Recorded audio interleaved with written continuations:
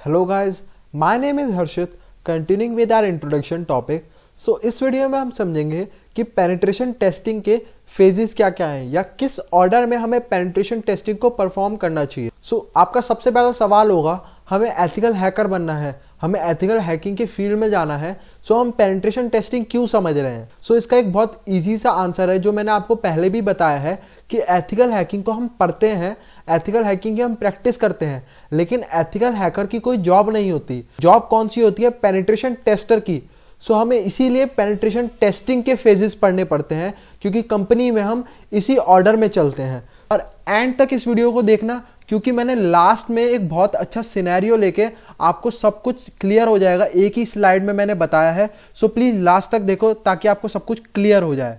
सबसे पहला हमारा है प्री एंगेजमेंट। प्री एंगेजमेंट में क्या होता है कि हम मीटिंग करते हैं जिस कंपनी की हम टेस्टिंग करने वाले हैं, उसका जो मैनेजिंग टीम है जो सिक्योरिटी टेस्टिंग करवा रही है, उसके साथ हम एक मीटिंग रखते हैं ताकि हम सब कुछ क्लियर हो जाए। वो किस चीज की टेस्टिंग चाहते हैं, वो टेस्टिंग से क्या समझते हैं, उनकी क्या क्या प्रायोरिटी है टेस्टिंग को लेके।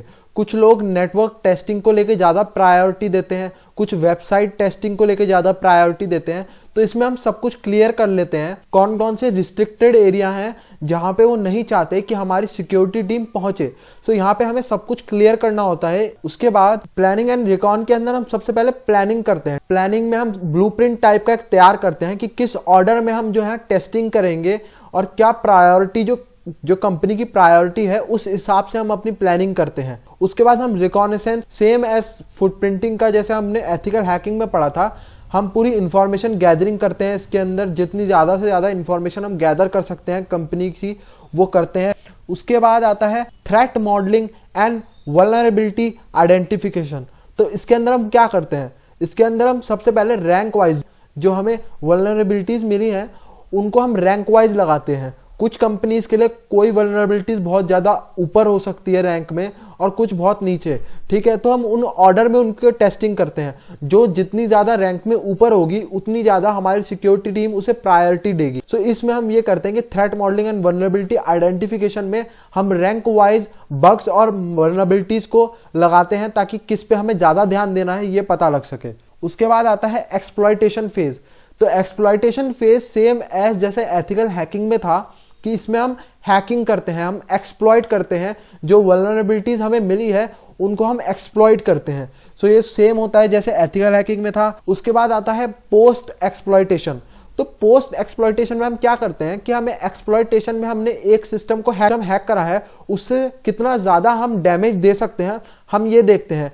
क्या हम उस एक सिस्टम से और भी बहुत सारे सिस्टम हैक कर सकते हैं? क्या पता हम उस एक सिस्टम से पूरा नेटवर्क हैक कर ले। जितना ज्यादा हम डैमेज दे सकते हैं, हम पोस्ट एक्सप्लॉइटेशन में हम वो देखते हैं कितना ज्यादा हम एसेट्स को नुकसान पहुंचा सकते हैं।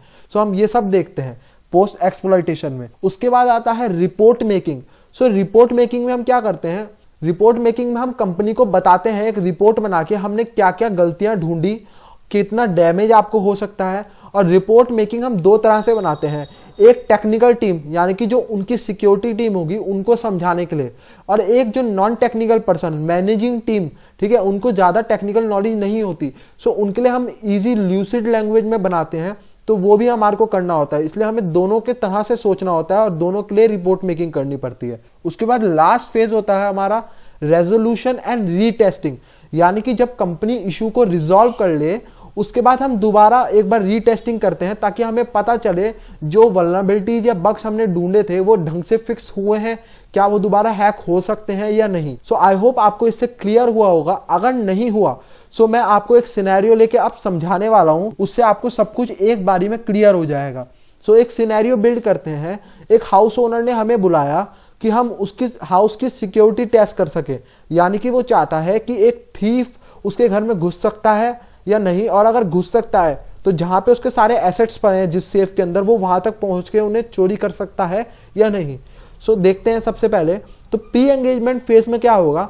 हम सब जाएंगे, जो हमारी टीम होगी पूरी उस हाउस ओनर से मीटिंग करेगी कि आप क्या चाहते हो, हम की प्रायोरिटी क्या है, कौन सा रूम आपकी प्रायोरिटी है, आपका सेफ आपकी प्रायोरिटी है, या आप कौन से दरवाजे को प्रायोरिटी मानते हो कि इससे अगर कोई घुस जाए तो मुझे ज्यादा खतरा है।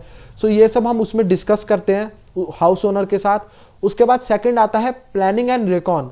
जब हमारी मीटिंग ओवर हो गई तो उसके बाद हम प्लानिंग करते हैं कि हम कैसे घर में घुसेंगे, ठीक है, और जो प्रायोरिटी है ऑनर की वहां तक हम कैसे पहुंचेंगे सबसे पहले। उसके बाद हम पूरी इंफॉर्मेशन गैदर करते हैं, हम एक ब्लूप्रिंट तैयार करते हैं घर का, कौन कौन से दरवाजे हैं और किस किस जगह से हम जा सकते हैं घर के अंदर। तो यहाँ पे हम पूरी फुटप्रिंटिंग या रिकॉन करते हैं। उसके बाद थर्ड में हम देखते हैं threat modelling and vulnerability identification. हमें जो जो गलतियां मिली, जहां जहां से हम घुस सकते हैं, उनको रैंक वाइज लगाते हैं कि जो सेफ है, जो प्रायोरिटी है, उसके पास सबसे पास वाला गेट जहां से हम घुस सकते हैं वो कौन सा है, उसको रैंक 1 पे रखेंगे, फिर रैंक 2, 3, ऐसे करके हम रैंकिंग बनाएंगे वल्नरेबिलिटीज की। फिर फोर्थ आता है एक्सप्लॉइटेशन। अब इसमें हम सही में घर में घुसेंगे खुद से, ठीक है, अब हम एक्सप्लॉइट करना यहाँ पे शुरू करेंगे। 5 आता है पोस्ट एक्सप्लॉइटेशन। अब हम एक कमरे में घुस गए पीछे के, उसके बाद वहां से हम कौन कौन से कमरे में हम घुस के चुरा सकते हैं, हम सेफ तक सबसे पहले कौन से कमरे तक पहुंच सकते हैं, ये सब हम पोस्ट एक्सप्लॉइटेशन में देखते हैं। फिर 6 आता है रिपोर्ट मेकिंग। जब हमने सेफ तक पहुंच गए तो हम अब रिपोर्ट बना के देंगे कि चोर कैसे कैसे चोरी कर सकता है, ठीक है, और किस किस तरीके से, अलग अलग तरीके से चोरी कर सकता है, कहां कहां से वो घर के अंदर घुस सकता है, ये सब हम रिपोर्ट में उसको बना के देंगे। उसके बाद 7 आता है रेजोल्यूशन एंड रीटेस्टिंग। जब रेजोल्यूशन हो जाए, यानी कि जो ओनर है वो गेट बंद कर दे, खिड़कियां जहां से हम घुसे थे वो सब बंद करके बिल्कुल लॉक कर दे, तो उसके बाद हम रीटेस्टिंग करेंगे कि कोई और ऐसा रास्ता जहां से हम घुस सकते हैं, वो सब हम रीटेस्टिंग फेज में देखते हैं। सो आई होप इससे आपको काफी कुछ क्लियर हुआ होगा। So please like the video, subscribe the channel. Goodbye and thank you.